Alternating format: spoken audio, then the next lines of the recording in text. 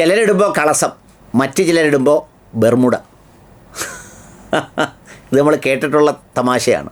ചിലർ ചില വാച്ചിട്ടുകൊണ്ട് വന്നാൽ അത് സമ്പത്തുള്ള ആളാണെങ്കിൽ, ഇപ്പം ഇച്ചിരി മാർഗവും ചുറ്റുപാടുമുള്ള ആളാണെങ്കിൽ ആ വാച്ചിന് കാണുന്നതിന് മുമ്പ് ആളുകൾ ഒരു 5 ലക്ഷം രൂപ അങ്ങ് വിലയിടും. എന്നാൽ വലിയ മാർഗമില്ലാത്തവൻ ഒരു 15,000 രൂപയുടെ വാച്ചിട്ടുകൊണ്ട് വന്നാൽ നീ എവിടുന്ന് വാങ്ങിച്ചടേ, 150 രൂപ ആയോ എന്ന് ചിന്തിക്കുന്ന ഒരുപാട് ആളുകളുടെ കാലത്താണ് നമ്മൾ കടന്നു പോകുന്നത്. ഇത്തരം ഒരു സംഗതിയെ സംബന്ധിച്ചാണ് എനിക്കേറെ ഇഷ്ടപ്പെട്ട ടെലിഫിലിം സിനിമാ താരവുമൊക്കെ ആയിരുന്ന നമ്മുടെ പ്രേംകുമാർ എന്ന് പറയുന്ന മനുഷ്യനെ. അദ്ദേഹം വളരെ സ്വാഭാവികമായ രീതിയിൽ സംസാരിക്കുന്ന ഒരാളായിരുന്നു. താരമൂല്യങ്ങളുടെ ജാടയില്ലാതെ മറ്റൊരു തരത്തിലുള്ള സംഗതികളും ഇല്ലാതെ. സത്യം പറഞ്ഞാൽ ഇടതുപക്ഷ മുന്നണിയെയും സർക്കാരിനെയും വളരെ ഗൗരവമായ ഒരു പ്രതിസന്ധിയിൽ വളരെ സ്മാർട്ടായി മാനേജ് ചെയ്തുകൊണ്ട് പോയ ഒരാളിൻ്റെ പേരാണ് പ്രേംകുമാർ എന്ന് പറയുന്നത്. ഈ രഞ്ജിത്ത് എന്ന് പറയുന്ന ചലച്ചിത്ര അക്കാദമിയുടെ ചെയർമാൻ അങ്ങനെ നിറഞ്ഞു നിന്നൊരാളായിരുന്നു. എവിടെ? നമ്മുടെ സിനിമാ മേഖലയിലും അധികാരത്തിൻ്റെ ഇടനാഴികളിലും ഒക്കെ ആ SFI പാരമ്പര്യവും പിന്നെ ബാക്കിയുള്ള ഒരു ഒരു ഒരു ഒരു ഒരു ഒരു ഒരു വരേണ്യഭാവവും ഒക്കെ കൊണ്ട് നിറഞ്ഞു നിന്ന ആളായിരുന്നു. അപ്പോഴാണ് ഹേമ കമ്മിറ്റി റിപ്പോർട്ട് വന്നത്. ഈ ഹേമ കമ്മിറ്റി റിപ്പോർട്ടിൻ്റെ പഠനത്തിനുള്ള കാശ് കൊടുത്തത് ചലച്ചിത്ര അക്കാദമിയാണ്. 2 കോടിയോ മറ്റോ ആണെന്ന് എനിക്ക് തോന്നൽ, എനിക്കറിയില്ല, ഞാൻ കേട്ടത്.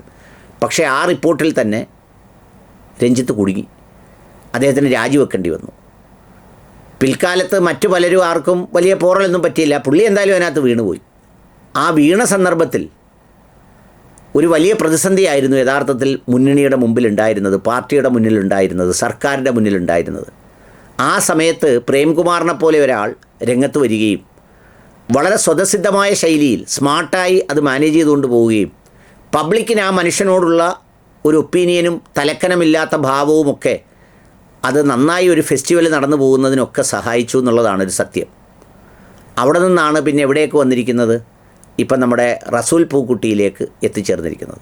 പുള്ളിയുടെ ഒരു പ്രകടനമൊക്കെ പത്രസമ്മേളനവും സ്റ്റേറ്റ്മെൻറ്റും ഒക്കെ നമ്മൾ കണ്ടല്ലോ. ഈ അദ്ദേഹം ചാർജ് എടുത്തതിന് ശേഷം കാര്യങ്ങളെ നോക്കിക്കാണുന്ന ഒരു സംഗതിയൊക്കെ. ഇപ്പോൾ സംഗതി പറഞ്ഞു വരുമ്പോൾ അങ്ങനെയൊക്കെ പറയുന്ന റസൂൽ പൂക്കുട്ടിക്കും ഇങ്ങനെയൊക്കെ പറയുന്ന സച്ചിദാനന്ദനുമൊക്കെ ഇപ്പോൾ നല്ല മെറിറ്റാണ്. ഏതായാലും എന്തോ കാര്യത്തിന് എവിടെയോ ചർച്ച നടത്തിയപ്പോൾ ആശാസമരം പെട്ടെന്ന് തീർക്കണം എന്നോ മറ്റോ ഇദ്ദേഹം ചർച്ചയിൽ എവിടെയോ പറഞ്ഞു എന്ന് പറഞ്ഞിട്ടാണ് പ്രേംകുമാറിനെ തെറിപ്പിച്ചത്. പ്രേംകുമാറിനെ തെറിപ്പിച്ച ആ ആശാസമരത്തെക്കുറിച്ച് പിന്നീട് പാർട്ടി തദ്ദേശ സ്വയംഭരണ തെരഞ്ഞെടുപ്പ് കഴിഞ്ഞപ്പോഴുമൊക്കെ പലവരും ചർച്ച ചെയ്യേണ്ടി വന്നു, അംഗീകരിക്കേണ്ടി വന്നു, അത് പരിഹരിക്കേണ്ടതായിരുന്നു എന്ന് ചിന്തിക്കേണ്ടി വന്നു. ഇതെല്ലാം കൂടാതെ ഞാനൊക്കെ എനിക്കറിയാവുന്ന വലിയ സഖാക്കളോടൊക്കെ പറഞ്ഞു അത് അപകടമാണ്, അത് തീർക്കണമെന്നൊക്കെ പറഞ്ഞപ്പം അതിൻ്റെ പിന്നിൽ നെക്സലൈറ്റ് ഉണ്ട്, CPI ML ഉണ്ട്, അത് നിങ്ങൾക്ക് അറിഞ്ഞുകൂടാത്തതുകൊണ്ടാണ് എന്നൊക്കെ പറഞ്ഞ് എന്നെ അവർ ശാസിച്ചിരുന്നു. ഇപ്പോൾ ഈ ഭവന സന്ദർശന പരിപാടിക്ക് കൊല്ലം ജില്ലയിലൊക്കെ ഇറങ്ങിയപ്പോൾ MA ബേബി സാറിനെ പോലുള്ളവരോടൊക്കെ സാധാരണക്കാരായ വീട്ടമ്മമാരും സഖാക്കളും ചോദിച്ച ചോദ്യം ആരുടെ ഈ മിഥ്യാഭിമാനമായിരുന്നു ഈ പറയുന്ന സമരത്തെ ഇങ്ങനിട്ട് വലിച്ചഴിച്ചത് എന്നതായിരുന്നു ചോദ്യം. പോട്ടെ, അതൊരു വിഷയമല്ല. ഞാനിപ്പോൾ പ്രേംകുമാറിനെ കുറിച്ച് പറഞ്ഞതുകൊണ്ടാണ്. അദ്ദേഹത്തിൻ്റെ ഒരു പോസ്റ്റ് കണ്ടു. സച്ചിദാനന്ദൻ മാഷിൻ്റെ അതിമാനുഷികമായ അത്ഭുതസിദ്ധി അഥവാ ഇരട്ട നീതിയുടെ നേർക്കാഴ്ച. ചില കാര്യങ്ങൾ അങ്ങനെയാണ്, എത്ര ആലോചിച്ചാലും അതിന് പിന്നിലെ യുക്തി നമുക്ക് മനസ്സിലാവില്ല. IFFKയുടെ 30ാം എഡിഷൻ്റെ മുന്നോടിയായുള്ള പ്രവർത്തനങ്ങൾ ദ്രുതഗതിയിൽ നടക്കുകയായിരുന്നു ഒരു ഭാഗത്ത്. സംസ്ഥാന സിനിമാ അവാർഡിൻ്റെ നിർണയം ജൂറിമാരുടെ ചൂടുപിടിച്ച ചർച്ചകളുമായി മറുഭാഗത്ത്. അക്കാദമിയുടെ നിരവധിയായ മറ്റു പരിപാടികളും പ്രവർത്തനങ്ങളും വേറൊരു ഭാഗത്ത്. ചലച്ചിത്ര അക്കാദമി ചെയർമാൻ എന്ന നിലയിൽ ഇതിനെല്ലാം മേൽനോട്ടം വഹിച്ച് നേതൃത്വം നൽകിയും എൻ്റെ ജീവിതത്തിലെ ഏറ്റവും തിരക്ക് പിടിച്ച കർമ്മനിരതമായ നാളുകൾ. സിനിമാ നയരൂപീകരണ സമിതി അംഗമെന്ന നിലയിൽ നയരൂപീകരണവുമായി ബന്ധപ്പെട്ട പ്രവർത്തനങ്ങളും അവസാന ഘട്ടത്തിൽ എത്തി നിൽക്കുന്നു. അപ്പോൾ ഇത്തവണത്തെ സിനിമാ അവാർഡ് പ്രഖ്യാപനത്തിൻ്റെ കൃത്യം തലേ ദിവസം ഒരു മുന്നറിയിപ്പുമില്ലാതെ ചലച്ചിത്ര അക്കാദമി ചെയർമാൻ സ്ഥാനത്ത് നിന്ന് ഞാൻ പുറത്താകുന്നു. ഒരാളോടും ഒരു നന്ദി പോലും പറയാൻ അവസരം നൽകാതെ പുറത്താക്കുന്നു. ഇത്ര ധൃതി പിടിച്ച് തിടുക്കപ്പെട്ടെന്നെ പുറത്താക്കാനുള്ള അടിയന്തര സാഹചര്യം എന്തായിരുന്നു എന്നുള്ളത് എത്ര ആലോചിച്ചിട്ടും മനസ്സിലായില്ല.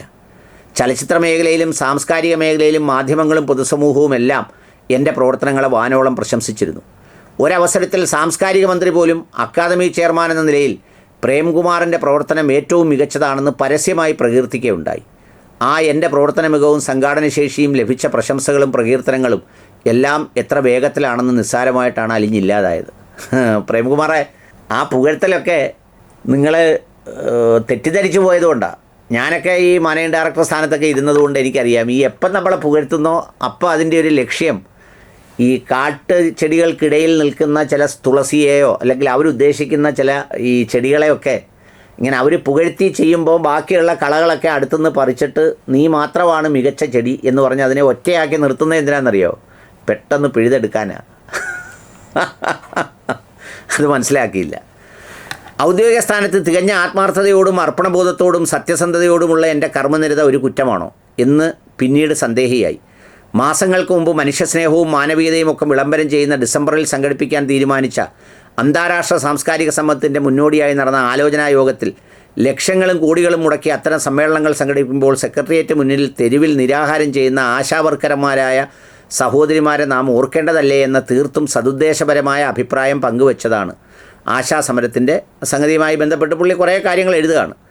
എന്നിട്ട് വളരെ വിശദമായൊരു കുറിപ്പാണ്. എന്നിട്ട് അദ്ദേഹം എഴുതി അവസാനിപ്പിക്കുന്നത്, ഇക്കാര്യങ്ങളെല്ലാം ഇപ്പോൾ ഓർക്കാൻ കാരണം കേരള സാഹിത്യ അക്കാദമി ചെയർമാനായ സച്ചിദാനന്ദൻ മാഷ് പാർട്ടിക്കും ഭരണത്തിനുമെതിരെ പ്രതിലോമ വർത്തമാനങ്ങൾ നിരന്തരം പറഞ്ഞിട്ടും ഒരു തുടർഭരണം പോലും ഉണ്ടാകാൻ പാടില്ലെന്ന് രൂക്ഷമായ പ്രതികരണം നടത്തിയിട്ടും അദ്ദേഹത്തിൻ്റെ ചെയർമാൻ സ്ഥാനത്ത് നിന്ന് ഇതുവരെ ഒരു ഇളക്കവും ഉണ്ടായിട്ടില്ല.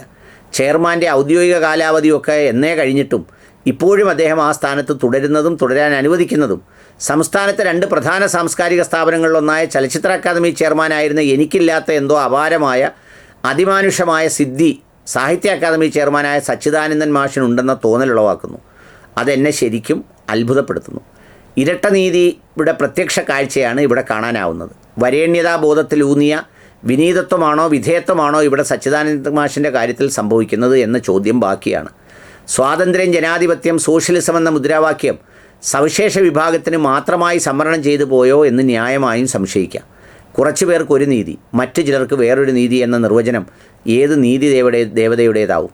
വിശ്വപ്രസിദ്ധനായ ഹേണിങ്സ് ഹെമിംഗ്വേയുടെ കിഴവനും കടലും എന്ന നോവലിലെ കൊല്ലാം പക്ഷേ തോൽപ്പിക്കാനാവില്ലെന്ന ആ പ്രസിദ്ധമായ വാക്യം ഇപ്പോൾ ഞാൻ ഓർക്കുന്നത് ഒട്ടും യാദർച്ഛികമല്ല. സാമാന്യ നീതി എന്നത് ഏതൊരാൾക്കും അവകാശപ്പെട്ടതാണല്ലോ എന്നാണ് അദ്ദേഹത്തിൻ്റെ പോസ്റ്റ്. ഏതായാലും ഈ കഴിഞ്ഞ 10 വർഷമായി നടന്നു വരുന്ന ചില സംഗതികളുടെ ഒരു രത്നച്ചുരുക്കമാണ് ഇദ്ദേഹം കുറിച്ചത്. അതിൻ്റെ കാരണം എന്താണെന്നറിയില്ല. പക്ഷേ പ്രേംകുമാർ നല്ലൊരു മനുഷ്യനാണ്. ജാടകളില്ലാത്ത, താരപരിവേഷങ്ങളില്ലാത്ത, സത്യസന്ധനായ ഒരാൾ. ഇപ്പോൾ ഫിലിം ഫെസ്റ്റിവലിലൊക്കെ നടന്നു പോകുന്നതിൻ്റെ ഒരു കാര്യം വായിച്ചല്ലോ. എന്നാൽ മറുവശത്ത് ഒരു അയ്യപ്പ സംഗമം നടത്തിയതിൻ്റെ കണക്കെത്രയാണ്? എന്തൊക്കെയാണ് നടന്നുകൊണ്ടിരിക്കുന്നത്? യഥാർത്ഥത്തിൽ അത് അവിടെ വന്ന് നിന്ന് മുഖ്യമന്ത്രിയോ ബാക്കിയുള്ളവരോ ചെയ്തതായിരിക്കില്ല. ആ സംവിധാനം നടത്തിക്കൊണ്ടു പോകുന്നവൻ്റെ കെൽപ്പും സത്യസന്ധതയും സുതാര്യതയുമാണ് അതിൽ കാണുന്നത്. അക്കാര്യത്തിൽ ഈ IFFK പോലെയുള്ള ഈ പരിപാടികൾ ഒരു ജാടയും താരപരിവേഷവും ആക്രോശങ്ങളും ഒന്നുമില്ലാതെ പുഞ്ചിരിച്ചുകൊണ്ട് നടപ്പിലാക്കിയ താങ്കളെ ഞാൻ സ്നേഹപൂർവ്വം ചേർത്ത് പിടിക്കുന്നു. ഇപ്പോൾ അത്രമാത്രം. സച്ചിദാനന്ദ മാഷ് അങ്ങനെയൊന്നും ചിലപ്പോൾ ഇളവില്ല. ചിലരെ ഒട്ടിച്ചിരിക്കുന്ന ഒരു പശ അത്രമേൽ കടുപ്പമുള്ളതാണ്. ഇളക്കിയാൽ ആ പ്രതലം ഉൾപ്പെടെയേ ഇളകുള്ളൂ. അതുകൊണ്ട് പാവം അവിടെ ഇരുന്നോട്ടെ.